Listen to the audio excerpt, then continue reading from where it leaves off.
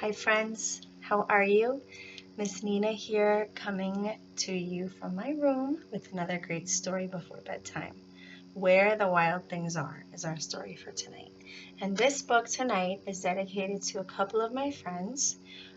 Their names are Gianna, Jordan, Jeter, Brian, Marianne, Genesis, Bella, and Janice. Janice is the tiniest one out of all of them, the baby. And it's for all of you. Where the Wild Things Are, Story and Pictures by Maurice Sendak, which means that is the author and the illustrator all wrapped into one.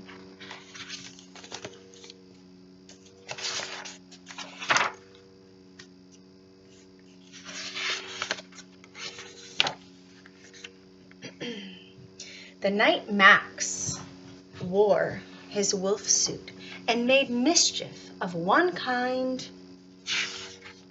and another.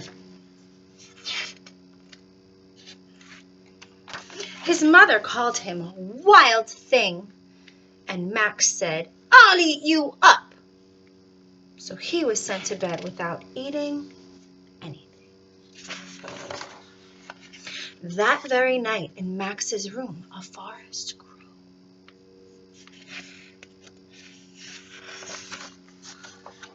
And grew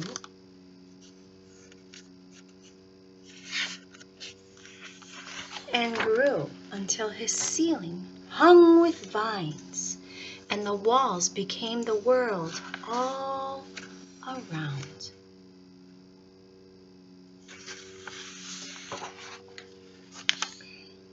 And an ocean tumbled by with a private boat for Max, and he sailed off through night and day.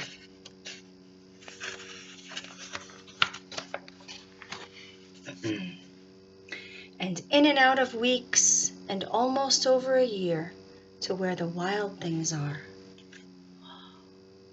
That took him a long time, right? And when he came to the place where the wild things are, they roared their terrible roars and gnashed their terrible teeth, and rolled their terrible eyes and showed their terrible claws. Till Max said, "Be still!" and tamed them with the one magic trick of staring into all their yellow eyes without blinking once. And they were frightened and called him the most wild thing of all.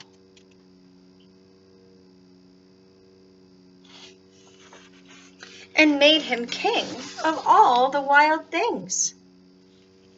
"And now," cried Max, "let the wild rumpus start." What's a rumpus, do you think? Let's find out.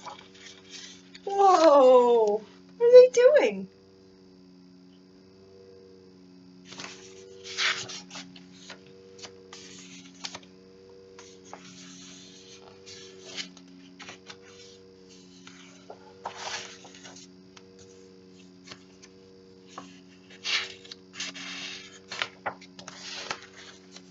"Now stop!" Max said, and sent the wild things off to bed without their supper. And Max, the king of all wild things, was lonely and wanted to be where someone loved him best of all.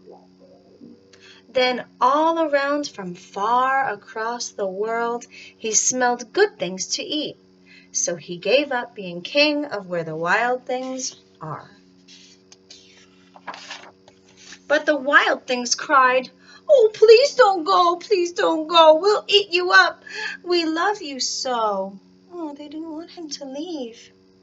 And Max said, "No." The wild things roared their terrible roars and gnashed their terrible teeth and rolled their terrible eyes and showed their terrible claws, but Max stepped into his private boat and waved goodbye.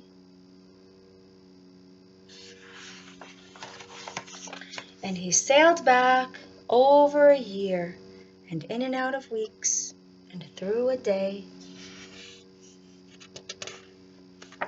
And and into the night of his very own room, where he found his supper waiting for him. And it was still hot.